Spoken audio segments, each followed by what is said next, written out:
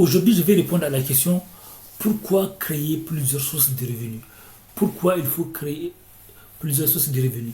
Je suis Oumarou Ousmane alias Doc Polyvalent. Sur ce site, je vous montre des secrets et stratégies pour avoir plusieurs sources de revenus, pour diminuer risque et humiliation. J'ai même écrit des livres sur ça. Plusieurs sources de revenus honnêtes et dignes. J'ai même écrit un livre sur ça. Et d'ailleurs, j'ai écrit des tonnes de livres que vous pouvez, ça c'est juste une toute petite partie, des livres que vous pouvez trouver sur Amazon, Kobo, Apple, Google, etc. etc. Et j'ai aussi une chaîne YouTube qui s'appelle Doc Polyvalent, écrivain DR, neurohypnothérapeute, une chaîne de laquelle je parle des relations toxiques narcissiques et divers sujets de développement personnel, puis des livres, etc. etc. Donc, qu'est-ce qui va se passer?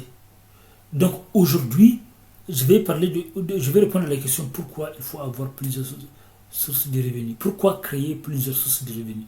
Et je vais commencer par le rappel. Donc, j'ai aussi des formations sur Udemy. Ça permet aux gens d'acheter des formations à prix abordable. J'ai fait ça pour permettre aux gens d'avoir accès, mais parce que ça rapporte peu. Parce que Udemy casse les prix. Donc, malheureusement, ça rapporte peu aux formateurs, mais ça permet aux gens d'avoir accès, quoi. C'est pour ça que j'ai fait ça. Et donc, pourquoi il faut créer aussi, pourquoi il faut créer plusieurs sources de revenus.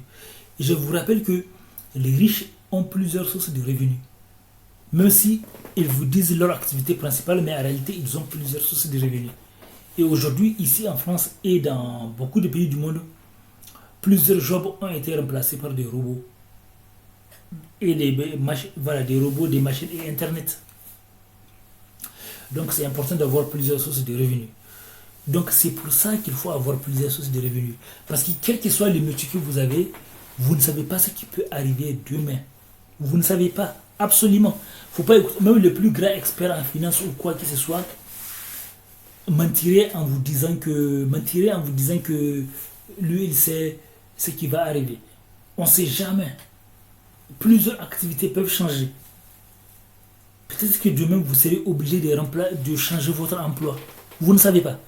Puis il y a beaucoup de crashs économiques aussi, des crises économiques qui arrivent.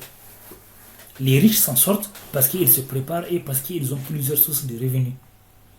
Vous voyez maintenant il y a la crise du coronavirus qui a causé beaucoup de pertes d'emploi, beaucoup de chômage, beaucoup de pauvreté, etc. etc. Donc on ne sait jamais les crises, quand est-ce que ça va arriver. C'est important d'avoir plusieurs sources de revenus. Et même la crise du coronavirus, par exemple, elle a tapé tout le monde. Elle a tapé non seulement les consommateurs aussi qui achètent les produits, parce que le prix de beaucoup de produits ont augmenté. Les entrepreneurs ont été obligés d'arrêter pendant un moment, certains entrepreneurs, voilà. Et d'autres salariés ont perdu leur emploi. Donc, et c'était de manière imprévue. C'est pour ça qu'il ne faut jamais négliger. On ne sait jamais ce qui peut arriver. Question que je vais te poser, là c'est différent. Est-ce que les femmes préfèrent les hommes bad boy? Bad boy ça veut dire mauvais, voilà, ou bien les hommes gentils? Oui, les femmes malheureusement préfèrent tout le temps les hommes bad boy. Les hommes mauvais comme tu disais. Oui, voilà, c'est ça la question, parce que là, tu sais, c'est un débat qui fait débat polémique. Partout au monde, j'entends des gens qui disent, il y en a qui attendent qu'il y a des femmes qui préfèrent les hommes mauvais, puis des femmes qui disent qu'elles aiment les hommes gentils. Mais puis... Ben, je sais pas pourquoi, mais les femmes préfèrent les hommes mauvais, tout le temps. Les hommes qui changent, qui ne respectent pas et tout ça. Oui. Et les hommes gentils, on n'aime pas, je ne sais pas pourquoi. Oui, c'est vrai, c'est ça qu'il y a une femme qui a dit, elle a quitté un homme parce que il est trop gentil. Voilà, moi aussi je connais les histoires comme ça et je sais pas pourquoi on ne respecte pas, mais donc c'est ça la vérité. Oui, mais c'est comme ça, oui. Ça veut dire qu'elle dit que c'est un gars, il peut rien dire, il peut pas lui dire non, il est toujours d'accord, oui, comme tu veux, toujours. C'est dommage, mais c'est comme ça. Je sais pas pourquoi, mais c'est comme ça. Oui, c'est comme ça, parce que par exemple, oui.